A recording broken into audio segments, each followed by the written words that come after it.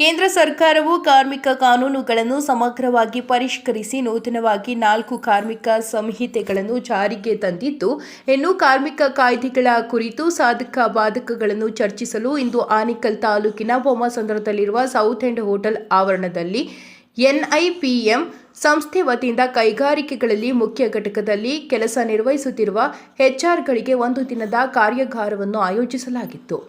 ಇನ್ನು 1 ದಿನದ ಕಾರ್ಯಾಗಾರಕ್ಕೆ ಬೊಮ್ಮಸಂದ್ರ ಕೈಗಾರಿಕಾ ಸಂಘದ ಅಧ್ಯಕ್ಷರಾದ ಎ ಪ್ರಸಾದ್ ರವರು ಚಾಲನೆ ನೀಡಿ ನಂತರ ಮಾತನಾಡಿದ ಅವರು, ಈ ದೇಶದ ಪ್ರಗತಿಯಲ್ಲಿ ರೈತರು ಎಷ್ಟು ಮುಖ್ಯವೋ ಹಾಗೆಯೇ ಕಾರ್ಮಿಕರು ಸಹ ಅಷ್ಟೇ ಮುಖ್ಯವಾಗಿದ್ದು, ಸರ್ಕಾರಗಳು ಯಾವುದೇ ಹೊಸ ಕಾರ್ಮಿಕ ಕಾಯ್ದೆಗಳನ್ನು ಜಾರಿಗೆ ತರುವಾಗ ಕಾರ್ಮಿಕನ ಮತ್ತು ಮಾಲೀಕನ ದೃಷ್ಟಿಕೋನದಲ್ಲಿ ಇಟ್ಟುಕೊಂಡು ಹೊಸ ಕಾನೂನುಗಳನ್ನು ಜಾರಿಗೆ ತಂದಾಗ ಮಾತ್ರ ಕಾರ್ಖಾನೆಗಳು ಪ್ರಗತಿ ಹೊಂದಲು ಸಾಧ್ಯವಿದೆ ಎಂದು ಹೇಳಿದರು. ಇನ್ನು ಕಾರ್ಯಕ್ರಮದಲ್ಲಿ ಎನ್ಐಪಿಎಂ ಸಂಸ್ಥೆಯ ರಾಷ್ಟ್ರೀಯ ಅಧ್ಯಕ್ಷರಾದ ಪಿಆರ್ ಬಸವರಾಜು, ಎನ್ಐಪಿಎಂನ ಸಂಸ್ಥೆಯ ಕರ್ನಾಟಕದ ಮಾಜಿ ಅಧ್ಯಕ್ಷರಾದ ದಿನೇಶ್ ಗೋವಿಂದರಾಜ್, ಸುಪ್ರೀಂ ಕೋರ್ಟ್ ವಕೀಲರಾದ ಎಸ್ಕೆ ಗುಪ್ತಾ, ಬೊಮ್ಮಸಂದ್ರ ಕೈಗಾರಿಕಾ ಸಂಘದ ಪದಾಧಿಕಾರಿಗಳಾದ ಮಂಜುನಾಥ್, ಮುರಳಿ, ಸಂಜೀವ್ ಸಾವಂತ್, ಮ್ಯಾನೇಜರ್ ಶಿವಕುಮಾರ್ ಮತ್ತು ವಿವಿಧ ಕಾರ್ಖಾನೆಗಳ ಎಚ್ಆರ್ಗಳು ಭಾಗವಹಿಸಿದ್ರು.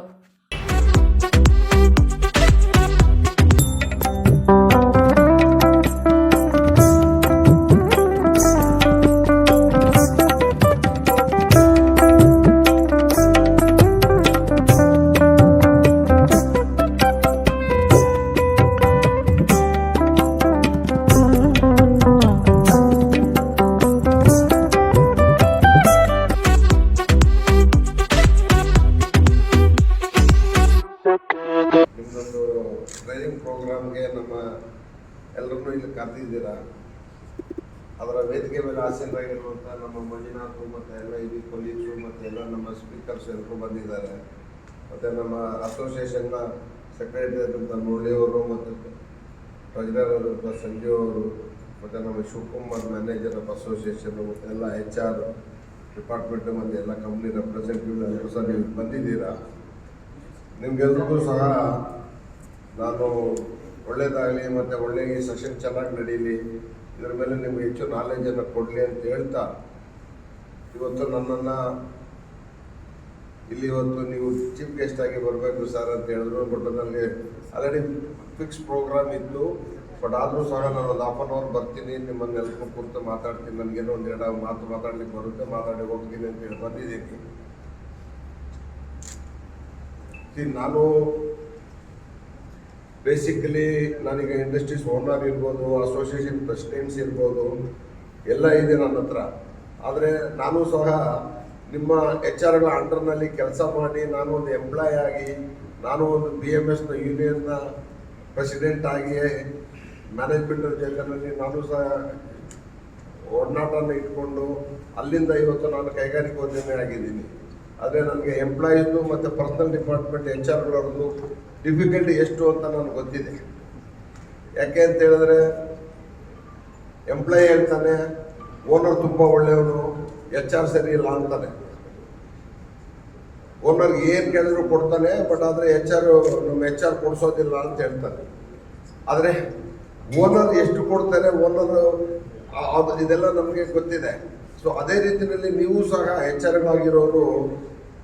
ಎಂಪ್ಲಾಯ್ ಜೊತೆಯಲ್ಲಿ ಎಷ್ಟು ಒಡನಾಟ ಇಟ್ಕೊಳ್ತೀರಾ, ಎಷ್ಟು ಅವ್ರ ಜೊತೆ ರಿಲೇಷನ್ಶಿಪ್ ಇಟ್ಕೊಂಡಿರ್ತೀರೋ ಅಷ್ಟು ಚೆನ್ನಾಗಿ ಆ ಕಂಪ್ನಿ ನಡೀತದೆ. ಯಾಕಂದರೆ ಓನರ್ ಎಲ್ಲ ಇರ್ತಾರೆ, ಮ್ಯಾನೇಜ್ಮೆಂಟ್ ಅವ್ರು ಏನು ಮಾಡ್ತಿದ್ದಾರೆ ಅಂತೇಳಿ ಎಲ್ಲ ಎಂಪ್ಲಾಯೀಸನ್ನು ನಿಮ್ಮ ಮೇಲೇ ಬ್ಲೇಮ್ ಮಾಡ್ತಾ ಇರ್ತಾರೆ. ಸೊ ಇವೆಲ್ಲನೂ ಕಾಮನ್. ಆ್ಯಕ್ಚುಲಿ ನೀವೇನು ನಿಮ್ಮ ಜಾಬಿಂದ ಕೊಡೋದಿಲ್ಲ, ಇಲ್ಲ ಓನರ್ ಏನು ಕೊಡೋದಿಲ್ಲ. ಆದರೆ ಓನರ್ ಏನು ಮಾಡ್ತಾರೆ, ನಿಮ್ಗೆ ಏನು ಇನ್ಸ್ಟ್ರಕ್ಷನ್ಸ್ ಕೊಟ್ಟಿರ್ತಾರೆ, as A managing director, management ನಿಮ್ಗೆ ಏನು ಇನ್ಸ್ಟ್ರಕ್ಷನ್ಸ್ ಕೊಟ್ಟಿರ್ತಾರೆ, ಏನು ಲಾ ಇರುತ್ತೋ ಆ ಲಾ ಮೇಲೆ ನೀವು ಕೆಲಸ ಮಾಡ್ತೀರಾ ಎಂಪ್ಲಾಯ್ ಜೊತೆಯಲ್ಲಿ. ಆದರೆ ಅದು ಎಂಪ್ಲಾಯೀಸ್ಗೆ ಅರ್ಥ ಆಗೋದಿಲ್ಲ ಕೆಲವೊಂದು ಸಲ.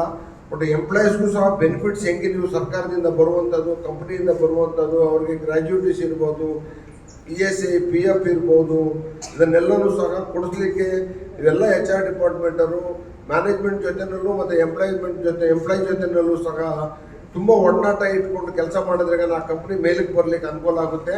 ಯಾಕಂತ ಹೇಳಿದ್ರೆ ಕಂಪ್ನಿ ಅಂತ ಹೇಳಿದ ಮೇಲೆ ಎಂಪ್ಲಾಯೀಸು ಸಹ ಕಂಪ್ನಿಗೆ ಒಂದು ಪಿಲ್ಲರ್ ಥರನೇ, MDನೂ ಆ ಕಂಪ್ನಿಗೆ ಪಿಲ್ಲರ್ ಥರನೇ. ಯಾವುದಾದ್ರು ಒಂದು ಪಿಲ್ಲರ್ ಅಲ್ಲಾಡಿದ್ರಾಗ ನಿಮ್ಗೆ ಕಂಪ್ನಿನೇ ಅಲ್ಲಾಡುತ್ತೆ.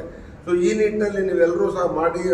ಹೊಸ ಕೋಡ್ಸ್ ಎಲ್ಲ ಬಂದಿದೆ, ಅದೆಲ್ಲ ಈ should not be against an employees ಈ should not be against the employer.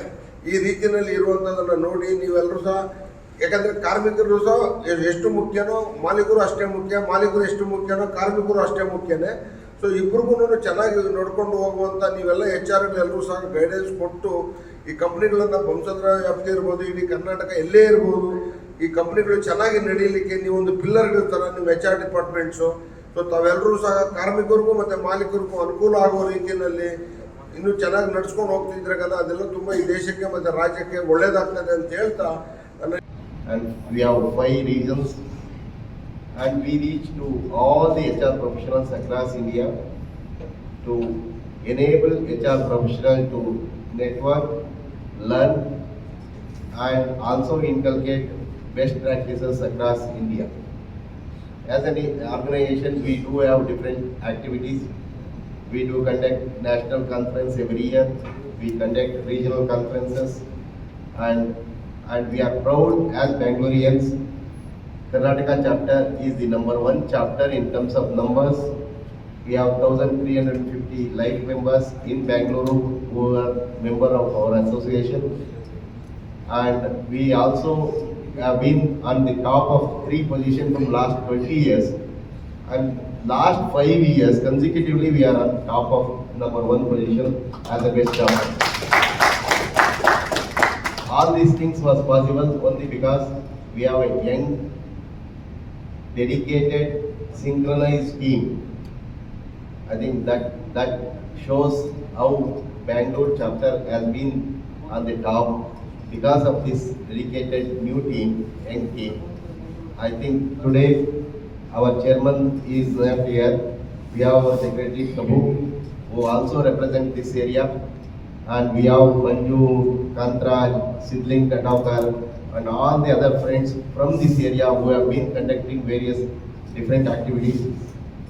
And that's how when we were there, we started these 7 clusters around Bangalore, and that's how this particular cluster has been on top out of 7 clusters. Again, we are proud that this team here in Electronic City Vasur Road, they have been conducting various different activities, and unfortunately we have been part of such activities. I think this is the 3rd program in this venue itself we have done, and our purpose is very clear. When we want to have the latest updation from in terms of statutory things, as you know, today's program, the topic is labor code, and we have eminent speakers. My friend, best friend, Mr. Govind Raju, he is also a professional member, and he is also life member of NIPM. He has been having very good experience in the industrial field. For the last 25 years, he has worked with various corporates, and he has published various books. He has written on industrial relations, labor laws, and on motivation, and he has also published a lot of video messages to HR professionals and other management people. And it is a good occasion for each one of you, because as you know, the labor code has been talked about and published about for the last 4 years. It was for various reasons it was not implemented. I think government suddenly on 21st November they published and they started implementing it, and today we don't have the option.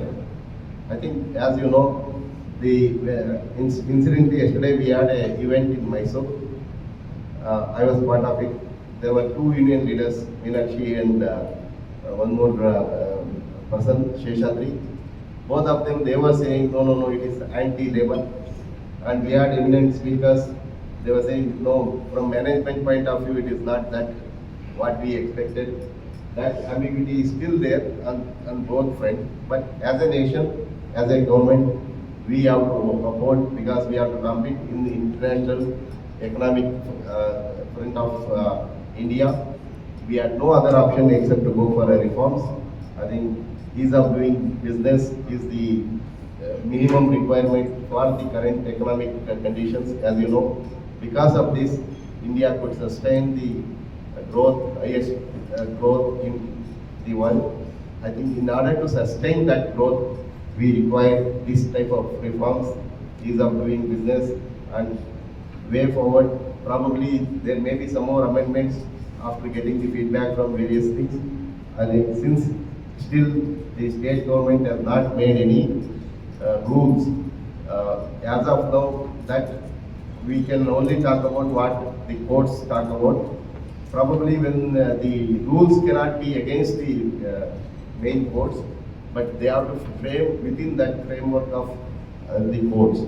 So probably once the rules is published by the state government, I think I was told that three southern states, Kerala, Tamil Nadu, Karnataka, and Telangana, their chief ministers and labor ministers are meeting very shortly to take a decision. I think they have no other option except to implement. Probably with that, I think we have no other option. I think it is an occasion for you to clarify yourself what are the provisions of various four labor codes and how to implement. I think we have very eminent speakers here. I think you will get most of the things when you go back in the evening. You will have more clarity on labor laws. I wish this all the participants and this cluster team all the best, and we will look forward to have more meaningful events. And I also would like to request each one of you to participate. And in February 19th and 20th, we have a Southern Regional Conference, that is all Southern states. About 16 chapters are there in South. All 16 chapters put together. It is an occasion hardly we get once in 20 years to host the Southern Regional Conference. We are having it in Bangalore. I request each one of you to make note of the dates, and it will be on the same road. I think it is more convenient for people. In fact, the cluster team, they wanted to host it in a year only in the but we have other 15 chapter people coming. In order to make it more convenient, we are hosting it in Niman's Auditorium. I request each one of you to participate and support, and we are with you. NIPM has been always catering to industries, HR professionals, and also service providers. I think we have few service providers, the contractors, and NEEM, NAP, implementers. I think it is more relevant for them also. I think we will look forward to have more meaningful such events in future. All the best once again. I also thank the team for giving me this opportunity to be part of it. I have been traveling. In fact, yesterday night, late night, I came from Mysore. In spite of my throat was also crowded, but I told my friends that at any cost I will come. That's why I'm here, and we are always with you. We want you to be with us. I encourage NIPM. NIPM is in fact, if you look at yesterday, same team, Govindraj and Mr. Guptaji, they had an event in Bangalore. We had about 225 people participating. I think their feedbacks are very good. Similarly, all across, the same team went to Coimbatore. Every chapter has done one or the other event. I think, of course, there are other organizations also conducting some similar programs. But NIPM is committed for this type of events. We will continue to do that. I think I will not take much time. I once again thank all the people. I think Prasad sir and his entire team from the association. I think they are the backbone for HR people, and they have been taking a lot of initiative to make sure industries who have come here, they stay here, and new industries come to this area. I think it goes without saying that support from such industrial association is also much for our HR professionals and NIPM. We look forward for similar support in future also, sir. Thank you once again, everyone. Always being effective, enthusiastic, and job focused ಅಂತ ಕರೀತೀವಿ. NIPM ಈ ಥರ ಒಂದು 6 ಕ್ಲಸ್ಟರ್ಗಳಿವೆ. ಅದರಲ್ಲಿ electronic city ಮತ್ತು ಈ ಬೊಮ್ಮಸಂದ್ರ ಕಷ್ಟ ಏನು ಅವರು ಮಾಡುವಷ್ಟು ಕಾರ್ಯಕ್ರಮಗಳು ಅಥವಾ ಅವರು ಮಾಡುವಷ್ಟು ಜನಗಳಿಗೆ ಅಥವಾ ನಮ್ಮ HR ಪ್ರೊಫೆಷನ್ಗಳಿಗೆ ಬೇಕಾದ ಕಾರ್ಯಕ್ರಮಗಳು ಬೇರೆಲ್ಲೂ ಆಗ್ತಾ ಇಲ್ಲ. ಆ ಎಂಥೂಸಿಯಾಸಮ್ ಇದೆ, ಆ ಉತ್ಸಾಹ ಇದೆ. ಅದಕ್ಕಾಗಿ ಪ್ರಭು, ಸಿದ್ಧಲಿಂಗ್, ಕಾಂತರಾಜು ಮತ್ತು ಮಂಜುನಾಥ್ಗೆ ಮತ್ತೊಮ್ಮೆ NIPM ಕರ್ನಾಟಕ ಚಾಪ್ಟರ್ ಪರವಾಗಿ ಪ್ರೀತಿಯ ಧನ್ಯವಾದಗಳು. ಕಾರ್ಯಕ್ರಮದ ಉದ್ಘಾಟಕರಾದ ಪ್ರಸಾದ್ ಸಾಹೇಬ್ ಹೇಳಿದ್ರು, ಒಬ್ಬ ಮಾಲಕರು ಮತ್ತು HR ಯಾವ ರೀತಿ ಕೆಲಸ ಮಾಡಬೇಕು, ಅವರಿಗೆ ಯಾವ ರೀತಿಯ ಅಭಿಪ್ರಾಯಗಳು ಬರುತ್ತೆ ಸಂಸ್ಥೆಗಳಲ್ಲಿ ಅಂತ. ಪ್ರಥಮವಾಗಿ ಹೇಳಬೇಕಂದ್ರೆ ಕಾರ್ಯಕ್ರಮಕ್ಕೆ ಉದ್ಘಾಟಕರಾಗಿ ಉತ್ತಮ ವ್ಯಕ್ತಿನೇ ಕರೆಸಿದ್ರೆ, ಯಾಕಂದ್ರೆ ಈ ಕೈಗಾರಿಕೆಯ ಕಷ್ಟಗಳು, ಅಲ್ಲಿ ಯಾವ ರೀತಿಯ ವ್ಯವಹಾರಗಳು ಯಾವ ರೀತಿ ಮಾಡಬೇಕು ಅನ್ನೋದು ಎಲ್ಲರಿಗೂ ಚೆನ್ನಾಗಿ ಅರ್ಥಕೊಂಡವರು ಅವರು.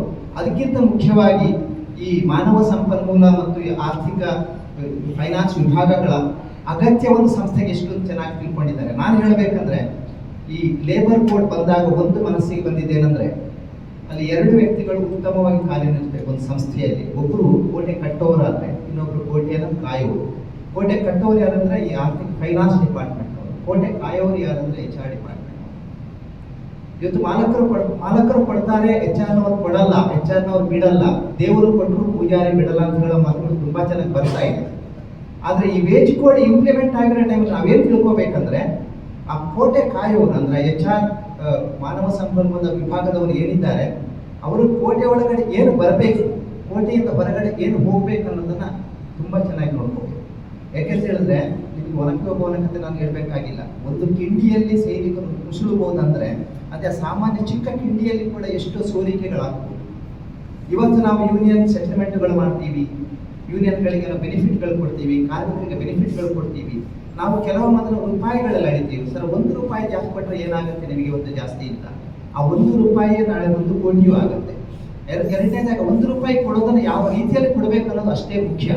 ಇವತ್ತು ವೇಜ್ ಕೋಡಲ್ಲಿ ವೇಜಿನ ಡೆಫಿನೇಷನ್ ಕ್ಲಿಯರ್ ಆಗಿ ಹೇಳಿದ್ದಾರೆ. ಖಂಡಿತ ನಮ್ಮ ಗೋವಿಂದರಾಜ್ ನಿಮಗೆ ಇನ್ನೂ ಸ್ಪಷ್ಟವಾಗಿ ಹೇಳ್ತಾರೆ. ಅದು ಎಲ್ಲರೂ ಸ್ಯಾಲರಿ ಕೊಡ್ತಾರೆ, ಪ್ರತಿಯೊಂದು ಕಂಪನಿಯಲ್ಲಿ ವೇಜ್ ಕೊಡ್ತಾರೆ, ಪ್ರತಿಯೊಂದು ಕಂಪನಿಯಲ್ಲಿ ಸ್ಯಾಲರಿ ಕೊಡ್ತಾರೆ. ಈಗ ಪ್ರಸ್ತುತ ವೇಜ್ ಕೋಡಲ್ಲಿ ನೋಡಿದ್ರೆ ನಾವು ಕೊಡೋ ಸ್ಯಾಲರಿಯನ್ನ ಯಾವ ರೀತಿ ಕೊಡ್ತಾ ಇದೀವಿ ಅನ್ನೋದಷ್ಟೇ ಮುಖ್ಯ ಆಗುತ್ತೆ. ಇವತ್ತು ನಿಮ್ಮ ಸ್ಯಾಲರಿಯ ಸ್ಟ್ರಕ್ಚರ್ನ ಚೇಂಜ್ ಮಾಡಲೇಬೇಕು ಅನಿವಾರ್ಯ ಪರಿಸ್ಥಿತಿ ಬಂದಿದೆ. ಇವತ್ತು ಅದನ್ನು ಹಾಗೆ ಇಟ್ಕೊಂಡ್ರೆ ಏನಾಗ್ಬೋದು, ಕೊಟ್ಟಿದ್ದೀವಿ ನಡೆಯುತ್ತೆ. ನನ್ನ MD ಮಾತು ಹೇಳ್ತಾ ಇದ್ರು, we are given a good salary, right? We can continue that. Why should we restructure it? It's very simple. ಕೈಗಾರಿಕೋದ್ಯಮಿಯಾಗಿ ಒಬ್ಬ MD ಆಗಿ ಒಬ್ಬ ಸಂಸ್ಥೆಯ ಮಾಲೀಕನಾಗಿ ಅವ್ರು ಹೇಳೋದು ತುಂಬಾ ಸುಲಭ. ನಾವು ಕೊಡ್ತಾ ಇದ್ದೀವಿ, ಕೊಡ್ಬೋದು ಅಂತ. ಬಟ್ ನಾವು ಕೊಡ್ತಾ ಇರೋದ್ರಲ್ಲಿ ಒಂದು ಚಿಕ್ಕ ತಪ್ಪಾದರೂ ಕೂಡ ನಾಳೆ 1 ವರ್ಷ ಕಳೆದೋದ ನಿಮ್ಮ ಡಿಪಾರ್ಟ್ಮೆಂಟ್ ಅದನ್ನ ಪುನಃ ಕ್ಯಾಲ್ಕುಲೇಟ್ ಮಾಡಿದಾಗ ನೀವು ಅದರ ಮೇಲೆ ಮೇಬಿ ಅದರ ಒಂದಿಷ್ಟು ಬಡ್ಡಿ ಸೇರಿಸಿಬಿಟ್ಟು, ಅದರ ಮೇಲೆ ಒಂದಿಷ್ಟು ಫೈನ್ಗಳು ಸೇರಿಸಿಬಿಟ್ಟು ನಿಮ್ಮ ಕಾರ್ಮಿಕರಿಗೆ ಕೊಡೋದು ಮಾತ್ರ ಅಲ್ಲ, ಸರ್ಕಾರಕ್ಕೆ ಕೊಡೋ ಪರಿಸ್ಥಿತಿ ಬಂದು ಹೋಗುತ್ತೆ. ಆ ಕಾರಣಕ್ಕಾಗಿ ಇಂಥ ತರಬೇತಿಗಳು NIPM ಏಕೆ ಮಾಡುತ್ತಂದ್ರೆ, ನಮ್ಮ ಪ್ರತಿಯೊಬ್ಬ ಮಾನವ ಸಂಪನ್ಮೂಲ ಸಹೋದ್ಯೋಗಿಗಳು ಅವರು ಕೊಡಬೇಕಾದ ದುಡ್ಡನ್ನು ಯಾವ ರೀತಿ ಕೊಡ್ಬೋದು, ಎಷ್ಟು ಸರಿಯಾದ ರೀತಿಯಲ್ಲಿ ಕೊಡ್ಬೋದು ಅನ್ನೋದನ್ನ ಇಂಥ ಕಾರ್ಯಕ್ರಮಗಳನ್ನು ಮಾತ್ರ ತಿಳ್ಕೊಬೋದು. NIPM ಈ ತರ ಹಲವಾರು ಕಾರ್ಯಕ್ರಮಗಳು ಮಾಡುತ್ತೆ. ಯಾಕಂದ್ರೆ NIPM ಕೇವಲ ಒಂದು ಸಂಸ್ಥೆ ಅಲ್ಲ.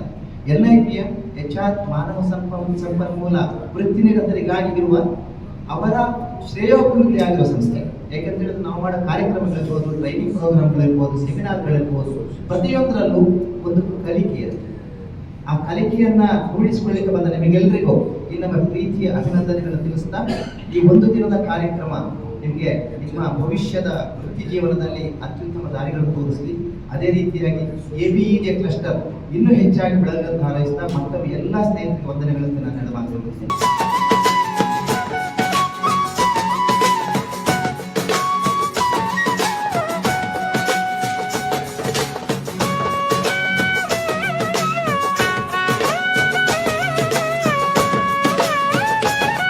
ಕೈಗಾರಿಕಾ ಪ್ರದೇಶದ ವ್ಯಾಪ್ತಿನಲ್ಲಿ ನ್ಯಾಷನಲ್ ಇನ್ಸ್ಟಿಟ್ಯೂಟ್ ಪರ್ಸನಲ್ ಮ್ಯಾನೇಜ್ಮೆಂಟ್ ಅಂತ ಹೇಳ್ಬಿಟ್ಟು ಒಂದು ಫಾರಮ್, ಅದು ಇಡೀ ಈ ದೇಶದಲ್ಲೆಲ್ಲ ಕಡೆನೂ ಅದು ಫಾರಮನ್ನು ನಡೀತಾ ಇದೆ.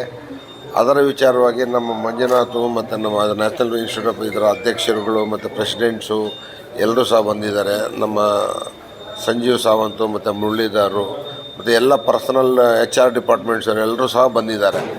ಈ ಕಾರ್ಯಕ್ರಮಕ್ಕೆ ನನ್ನನ್ನು ಬಂದು ಇನಾಗ್ರೇಟ್ ಮಾಡಬೇಕಂತೇಳಿ ವೈಯಕ್ತಿಕವಾಗಿ ಬಂದು ಕರೆದಿದ್ದಾಗ, ಇದು ನಮ್ಮ ಕೈಗಾರಿಕಾ ಸಂಘ ಮತ್ತು ಮಾಲೀಕರು ಮತ್ತು ನಮ್ಮ HR ಡಿಪಾರ್ಟ್ಮೆಂಟ್ ಎಲ್ಲ ನಮ್ಮದು ಒಂದೇ ಡಿಪಾರ್ಟ್ಮೆಂಟ್ ಆಗಿರೋದ್ರಿಂದ ಇದಕ್ಕೆ ನಾನು ಇವತ್ತು ಬಂದು ಉದ್ಘಾಟನೆಗೆ ಬಂದಿದ್ದೀನಿ. ಈ ಉದ್ಘಾಟನೆ ಮಾಡಿದ ಮೇಲೆ ನಾನು ಕೆಲವು ಸಜೆಷನ್ಸನ್ನು ಕೊಟ್ಟಿದ್ದೀನಿ. ಏನು ಅಂತ ಹೇಳಿದಾಗ, ಕಾರ್ಮಿಕರು ಮತ್ತು ಮಾಲೀಕರು ಯಾವತ್ತೂ ಒಡನಾಟದಲ್ಲಿ ಇರಬೇಕಂತ ಹೇಳಿದಾಗ ಅದರದ ಕೊಂಡಿಯಾಗಿ ನಿಲ್ಲೋದು ಯಾರು ಅಂತೇಳಿದ್ರೆ ನಮ್ಮ ಪರ್ಸನಲ್ ಡಿಪಾರ್ಟ್ಮೆಂಟವರು. ಸೊ ನೀವು ಸಹ ಇದನ್ನು ತುಂಬ ಎಚ್ಚರಿಕೆಯಿಂದ ಮಾಡಬೇಕು. ಮತ್ತು ಮಾಲೀಕರಿಗೂ ಹೇಗೆ ನೋಡ್ಕೋಬೇಕು ಅದೇ ರೀತಿಯಲ್ಲಿ ನಮ್ಮ ಕಾರ್ಮಿಕರನ್ನು ಸಹ ನೋಡ್ಕೋಬೇಕು. ಯಾಕಂದರೆ ಕಾರ್ಮಿಕರಿದ್ರೇ ಮಾಲೀಕರಿದ್ರೇ ಕಾರ್ಮಿಕರು ಅಂತೇಳಿ ಒಂದು ಧ್ಯೇಯ ನಮ್ಮದು.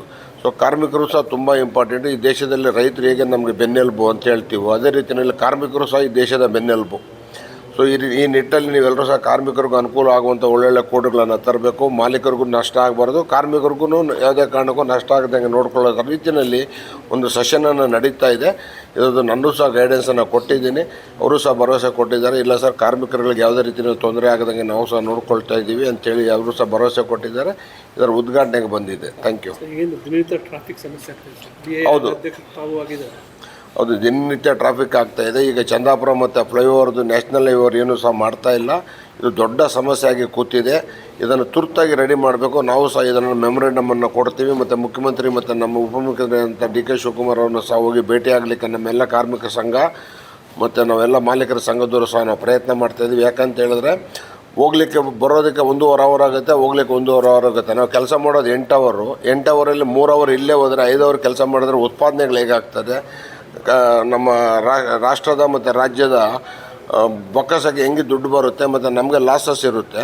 ಇದನ್ನು ಸರಿದೂಗಿಸ್ಬೇಕು. ಇಮಿಡಿಯೇಟಾಗಿ ರಸ್ತೆ ಟ್ರಾಫಿಕನ್ನು ಸರಿ ಮಾಡಬೇಕಂತೇಳಿ ನಾವು ಸಹ ಒಂದು ಮೆಮೊರೆಂಡಮನ್ನು ಕೊಡ್ತೀವಿ. ಬಂಸದಕ್ಕೆ ಸಾಕಷ್ಟು ಅಭಿವೃದ್ಧಿ ಮಾಡಿ ಸರ್, ಮತ್ತಷ್ಟು ಅಭಿವೃದ್ಧಿ ಆಗಬೇಕಾಗಿದೆ. ಸಾಕಷ್ಟು ಕುಂಠಿತ ಆಗ್ತಾ ಇದೆ, ನಿಧಾನಗತಿ ಆಗ್ತಾ ಇದೆ. ಇಲ್ಲ, ಏನು ನಿಧಾನ ಆಗ್ತಾಯಿಲ್ಲ, ಜೋರಾಗೆ ನಡೀತಾ ಇದೆ. ಇತ್ತೀಚೆಗೆ ಸ್ವಲ್ಪ ನಾವು ಸಹ ಎಲ್ಲರೂ ಸಹ ಬ್ಯುಸಿ ಇದ್ವಿ. ಈಗ ಇನ್ಮೇಲೆ ಅದನ್ನು ಕಾರ್ಯಗತ ಮಾಡ್ತೀವಿ. ಎಲ್ಲೂ ಸಹ ಎಲ್ಲ ಚೆನ್ನಾಗಿ ಕೆಲಸ ಮಾಡ್ತಾಯಿದ್ವಿ. ನೀವು ಸಹ ಮಾಧ್ಯಮದವ್ರು ನೋಡ್ತಾ ಇದ್ದೀರಲ್ಲ ಸ್ವಾಮಿ, ಎಲ್ಲಿ ಸ್ವಾಮಿ ಕಡಿಮೆ ಮಾಡಿದ್ದೀವಿ? ಮಾಡ್ತಾನೇ ಇದ್ದೀವಿ. ಜಾಸ್ತಿ ಆಗ್ಬೇಕು ಸರ್, ಇನ್ನೂ ಜಾಸ್ತಿ ಆಗಬೇಕು ಅಂತ ಹೇಳಿದ್ರೆ ನಾವು ಮಾಡುವಂಥ ವ್ಯಾಪಾರ ಎಲ್ಲ ಬಿಟ್ಬಿಟ್ಟು ಬರೀ ನೀವು ಕೈಗಾರಿಕಾ ಸಂಘಕ್ಕೋಸ್ಕರನೇ ಕೆಲಸ ಮಾಡಬೇಕು ಅಂತ ಅನಿಸ್ತಾ ಇದೆ. ನೋಡುವ, ಪ್ರಯತ್ನ ಮಾಡಲಿಕ್ಕೆ. ನನ್ನ ಹೆಸರು ಬಸವರಾಜ್ ಅಂತೇಳಿ, NIPM ರಾಷ್ಟ್ರೀಯ ಅಧ್ಯಕ್ಷ. ನಾನು ಮೊದಲು ಕರ್ನಾಟಕ ವಿಭಾಗದ ಅಧ್ಯಕ್ಷನಾಗಿದ್ದೆ. ನಮ್ಮ ಸ್ನೇಹಿತರಾದಂಥ ದಿನೇಶ್ ಅವರು, ನಾವು ಪ್ರಭು ಅವರು, ಮಂಜುನಾಥ್ ಮತ್ತು ಕಾಂತರಾಜು, ಸಿದ್ಲಿಂಗ್ ಕಟಾವ್ಕರ್, ನಾವು HR ಪ್ರೊಫೆಷನಲ್ಸ್ನ ರೆಪ್ರೆಸೆಂಟ್ ಮಾಡ್ತೇವೆ. ನಮ್ಮದು ರಾಷ್ಟ್ರೀಯ ಮಟ್ಟದ ಸಂಸ್ಥೆ. ಇಡೀ ರಾಷ್ಟ್ರದಲ್ಲಿ 55 ಬೇರೆ ಬೇರೆ ರಾಜ್ಯಗಳಲ್ಲಿ ವಿಭಾಗಗಳಾಗಿ ಕೆಲಸ ಮಾಡ್ತಾಯಿದ್ದೇವೆ. 5 ಬೇರೆ ಬೇರೆ ರೀಜನಲ್ಲಿ ಕೆಲಸ ಮಾಡ್ತಾಯಿದ್ದೇವೆ. ಪ್ರತಿ ವರ್ಷ ರಾಷ್ಟ್ರೀಯ ಸಮ್ಮೇಳನ ಮಾಡ್ತೇವೆ, ಪ್ರಾದೇಶಿಕ ಸಮ್ಮೇಳನಗಳು ಮಾಡ್ತೇವೆ.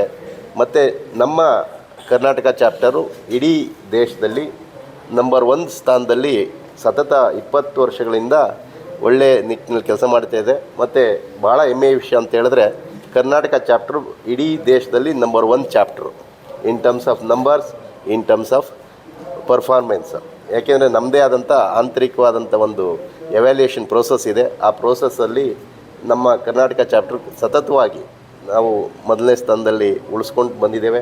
ಅದಕ್ಕೆ ಪರಿಶ್ರಮ ಪಡುತ್ತಾ ಇರುವಂಥ ಎಲ್ಲ ಯುವ ತಂಡ ನಮ್ಮ ಕರ್ನಾಟಕ ತಂಡ. ಆ ಒಂದು ತಂಡದ ಮಾದರಿ ಇಡೀ ರಾಜ್ಯದಲ್ಲಿ ಬೇರೆ ಬೇರೆ ವಿಭಾಗದವರು ಕೂಡ ನಮ್ಮನ್ನು ಕಾಪಿ ಮಾಡಬೇಕು, ನಮ್ಮನ್ನು ನೀವೇನು ಮಾಡ್ತಿದ್ರೋ ಅದನ್ನೇ ನಾವು ಅನುಕರಣೆ ಮಾಡಿಕೊಂಡು ಕೆಲಸ ಮಾಡ್ತೀವಿ ಅನ್ನೋ ಒಂದು ಉತ್ತೇಜನದ ರೀತಿಯಲ್ಲಿ ಕೆಲಸ ಮಾಡ್ತಾ ಇದ್ದಾರೆ. ಅದೇ ರೀತಿ ಪ್ರಪ್ರಥಮ ಬಾರಿಗೆ ಇಡೀ ಸೌತ್ ಇಂಡಿಯಾದಲ್ಲಿ 16 ಚಾಪ್ಟರ್ಸ್ ಇದೆ. ಇಡೀ 16 ಚಾಪ್ಟರ್ಸಲ್ಲಿ ಒಂದು 5 ಚಾಪ್ಟರ್ ಆ್ಯಕ್ಟಿವಾಗಿ ಕೆಲಸ ಮಾಡ್ತಾಯಿದ್ದಿದ್ದು. ಈ ಕಳೆದ 2 ವರ್ಷದಲ್ಲಿ ನಾವೆಲ್ಲ ಸೇರಿ, ನಾನು ಜನರಲ್ ಸೆಕ್ರೆಟರಿಯಾಗಿ ಕೆಲಸ ಮಾಡಿದಂಥ ಅವಧಿನಲ್ಲೂ ಕೂಡ ಎಲ್ಲ 16 ಚಾಪ್ಟರನ್ನು ವೈಯಕ್ತಿಕವಾಗಿ ಭೇಟಿ ಕೊಟ್ಟು ಅನೇಕ ಕಾರ್ಯಕ್ರಮಗಳನ್ನ ಉತ್ತೇಜನ ಕೊಟ್ಟು ಅಲ್ಲಿ ಚಾಪ್ಟ್ರಲ್ಲಿ ಇದ್ದಂಥ ಸಮಸ್ಯೆಗಳನ್ನ ಬಗೆಹರಿಸಿ ಇವತ್ತು 16 ಚಾಪ್ಟ್ರನ್ನು ಆ್ಯಕ್ಟಿವಾಗಿ ಮಾಡಿದ್ದೇವೆ. ಇದಕ್ಕೆ ಉದಾಹರಣೆ ಅಂತ ಹೇಳಿದ್ರೆ, ನಿನ್ನೆ ಒಂದು ಕಾರ್ಯಕ್ರಮ ಮೈಸೂರಲ್ಲೊಂದು ಕಾರ್ಯಕ್ರಮ ಆಯಿತು, ಮಂಗಳೂರಲ್ಲೊಂದು ಕಾರ್ಯಕ್ರಮ ಆಯಿತು, ಇವತ್ತು ಇಲ್ಲಾಗ್ತಾಯಿದೆ. ಇದೇ ರೀತಿ ಸತತವಾಗಿ ಪ್ರತಿ ದಿವಸ ಒಂದಲ್ಲ ಒಂದು ಚಾಪ್ಟ್ರು ಒಂದು HR ಪ್ರೊಫೆಷನಲ್ಸ್ಗೆ ಅನುಕೂಲ ಆಗುವಂಥ, ಇಂಡಸ್ಟ್ರೀಸ್ಗೆ ಅನುಕೂಲ ಆಗುವಂಥ, ದೇಶದ ಕಾನೂನು ಪಾಲನೆ ಮಾಡಲಿಕ್ಕೆ. ಯಾಕೆಂದರೆ ಇವತ್ತು ನಾವು ಮೇಯ್ನ್ ಉದ್ದೇಶ ಇವತ್ತು ಸೇರಿರೋದು 4 ಲೇಬರ್ ಕೋಡ್ಸ್ನ ಸರ್ಕಾರ ಈಗಾಗಲೇ ಜಾರಿಗೆ ತಂದಿದೆ. ಅದನ್ನು ಇಂಪ್ಲಿಮೆಂಟ್ ಮಾಡೋವಂಥದ್ದು ಆಯಾ ರಾಜ್ಯಗಳಿಗೆ ಬಿಟ್ಟಿರುತ್ತೆ. ಆ ರಾಜ್ಯಗಳು ರೂಲ್ಸ್ ಮಾಡಬೇಕಾಗಿದೆ. ಅದಕ್ಕೆ ನಾವು ಸರ್ಕಾರ ಜೊತೆ ಕೆಲಸ ಮಾಡಿ ಆ ರೂಲ್ಸಲ್ಲಿ ಏನೇನು ಇರಬೇಕು ಅನ್ನೋದನ್ನು, ನ್ಯೂನತೆಗಳು, ಈ ಕಾನೂನಲ್ಲಿ ಏನು ನ್ಯೂನತೆ ಇದೆ ಅದನ್ನು ಕಾರ್ಮಿಕರು ಮತ್ತು ನಮ್ಮ HR ಪ್ರೊಫೆಷನಲ್ಸ್ ಇಬ್ಬರೂ ಸೇರಿ ನಾವು ಅದಕ್ಕೆ ಸಲಹೆ ಕೊಟ್ಟಿದ್ದೇವೆ. ಅದ್ರ ಮೂಲಕ ಲೇಬರ್ ಕೋಡ್ ಬಂದರೆ, ಕರ್ನಾಟಕದಲ್ಲೂ ಲೇಬರ್ ಕೋಡ್ ಇಂಪ್ಲಿಮೆಂಟ್ ಆದರೆ ಈ ಸಣ್ಣ ಪುಟ್ಟ ಏನು ತೊಡಕುಗಳಿದೆ ಅದು ನಿವಾರಣೆಯಾಗಿ ಸುಲಲಿತವಾಗಿ ಬಿಸ್ನೆಸ್ ಮಾಡಲಿಕ್ಕೆ ಅನುಕೂಲ ಆಗುತ್ತೆ. ಸೊ ಸಾಕಷ್ಟು ಆರೋಪ ಇದೆ ಸರ್, ಕೋಡ್ ವಿರೋಧ ವ್ಯಕ್ತಪಡಿಸ್ತಾ ಇದೆ ಸರ್, ಪ್ರತಿಭಟನೆ ಕೂಡ ತಮ್ಮ ವಿಚಾರ. ಕೋಡ್ ಬಗ್ಗೆ ವಿರೋಧ 4 ವರ್ಷದಿಂದಲೂ ಆಗ್ತಾ ಇತ್ತು. ಕೇಂದ್ರ ಸರ್ಕಾರ ಈ ಕೋಡ್ಗಳನ್ನ ತಂದು 4 ವರ್ಷ ಆಗಿದೆ. ಇಂಪ್ಲಿಮೆಂಟ್ ಮಾಡಲಿಕ್ಕೆ ನೋಟಿಫಿಕೇಷನ್ ಬಂದಿರೋದು 21 ನವಂಬರಲ್ಲಿ. ಆದರೂ ಈಗ ಬೇರೆ ಯಾವುದೇ ಇದು ಇರಲಿಲ್ಲ. ಯಾಕೆಂದರೆ ನಿಮಗೂ ಗೊತ್ತಿದೆ, ನಮ್ಮ ದೇಶ ಆರ್ಥಿಕವಾಗಿ ಇಡೀ ಪ್ರಪಂಚದಲ್ಲೇ ಪ್ರಗತಿ ರೇಟ್ನಲ್ಲಿ 8.2 GDP-ನಲ್ಲಿ ನಾವು ಮೊದಲನೇ ಸ್ಥಾನದಲ್ಲಿದ್ದೀವಿ. ಆ ಸ್ಥಾನ ಉಳಿಸ್ಕೊಬೇಕು, ಇನ್ನೂ ಹೆಚ್ಚಿನ ಪ್ರಗತಿ ಕಾಣಬೇಕು ಅಂತ ಹೇಳಿದ್ರೆ ಈಸ್ ಆಫ್ ಡೂಯಿಂಗ್ ಬಿಸ್ನೆಸ್ ಅಂತಾರೆ. ಅಂದರೆ ನಮ್ಮಲ್ಲಿ ಕಾನೂನು ತೊಡಕಿರ್ಬೋದು, ಸರ್ಕಾರದ ತೊಡಕಿರ್ಬೋದು, ಇನ್ಫ್ರಾಸ್ಟ್ರಕ್ಚರ್ ತೊಡಕಿರ್ಬೋದು, ಅದನ್ನು ನಿವಾರಣೆ ಮಾಡಬೇಕು. ಆ ನಿಟ್ಟಿನಲ್ಲಿ ಕೇಂದ್ರ ಸರ್ಕಾರ ಎಲ್ಲ ಕ್ಷೇತ್ರದಲ್ಲೂ ತಂದಿದೆ. ಇವಾಗ GST ರಿಫಾರ್ಮ್ಸ್ ತಂದಾಗೂ ವಿರೋಧ ಇತ್ತು. ಇವತ್ತು GST ಎಷ್ಟು ಸುಲಲಿತವಾಗಿದೆ ಅಂತ ಹೇಳಿದ್ರೆ ಬಿಸ್ನೆಸ್ಗೆ ಅಷ್ಟೇ ಅನುಕೂಲ ಆಗಿದೆ. ಅದೇ ರೀತಿ ಇಡೀ ಪ್ರಪಂಚದಲ್ಲಿ ಭಾರತ ದೇಶವನ್ನು ಒಂದು ಒಳ್ಳೆಯ ಕೇಂದ್ರ, ನಾವು ಅಲ್ಲೋಗಿ ಬಿಸ್ನೆಸ್ ಮಾಡ್ಬೋದು ಒಂದು ಭರವಸೆ ಬಂದಿದೆ. ಆ ಒಂದು ನಿಟ್ಟಿನಲ್ಲಿ ನಾವು ಚಿಕ್ಕ ಪುಟ್ಟ ಕಾನೂನು ತೊಡಕುಗಳೇನಿತ್ತು. ಯಾಕೆಂದರೆ ಉದಾಹರಣೆಗೆ ಮೊದಲು 100 ಜನಕ್ಕಿಂತ ಜಾಸ್ತಿ ಕಾರ್ಮಿಕರಿದ್ದರೆ ಒಂದು ಕಾರ್ಮಿಕರು ತೆಗಿಬೇಕಾಗಲಿ, ಅದನ್ನು ಮುಚ್ಚಬೇಕಾಗಲಿ, ಅಥವಾ ಅವರು ಸ್ಟ್ರೈಕ್ ಮಾಡಬೇಕಾಗಲಿ ಗೌರ್ಮೆಂಟ್ಸಿಂದ ಸರ್ಕಾರದಿಂದ ಪರ್ಮಿಷನ್ ಬೇಕಾಯಿತು. ಅದು ಇವಾಗ 300 ಸಂಖ್ಯೆಗೆ ಏರಿಸಿದ್ದಾರೆ. ಎಷ್ಟೋ ಚಿಕ್ಕ ಪುಟ್ಟ ಕಂಪ್ನಿಗಳು ಇವತ್ತು ಅವರು ಸ್ವತಂತ್ರವಾಗಿ ಅವರ ಅನಿಸಿಕೆಗೆ ಅನುಗುಣದಂತೆ ಬಿಸ್ನೆಸ್ ಮಾಡಲಿಕ್ಕೆ ಅನುಕೂಲ ಆಗಿದೆ. ಆ ರೀತಿಯಲ್ಲಿ ಕಾರ್ಮಿಕರು ವಿರೋಧ ಮಾಡ್ತಾ ಇದ್ದಾರೆ. ಕೆಲವು ಇನ್ನೂ ಹೆಚ್ಚಿನ ಸುಧಾರಣೆ ಆಗಬೇಕಂತೇಳಿ ಮಾಲೀಕರು ಇದು ಮಾಡ್ತಾಯಿದ್ದಾರೆ. ಮುಂದಿನ ದಿನಗಳಲ್ಲಿ ಚಿಕ್ಕ ಪುಟ್ಟ ಏನೇ ವ್ಯತ್ಯಾಸಗಳಿದ್ದರೆ ಸರ್ಕಾರ ಕೂಡ ಅದನ್ನು ಗಮನ ಹರಿಸಿ ಅಮೆಂಡ್ಮೆಂಟ್ ಮಾಡಿ, ಸೂಕ್ತವಾದಂಥ ಅಮೆಂಡ್ಮೆಂಟ್ ಮಾಡಿ ಇಂಪ್ಲಿಮೆಂಟ್ ಮಾಡಲಿಕ್ಕೆ ದಿನೇಶ್ ಅಂತ NIPM ಕರ್ನಾಟಕ ಚಾಪ್ಟರ್ನ ಹಿಂದಿನ ಅಧ್ಯಕ್ಷ.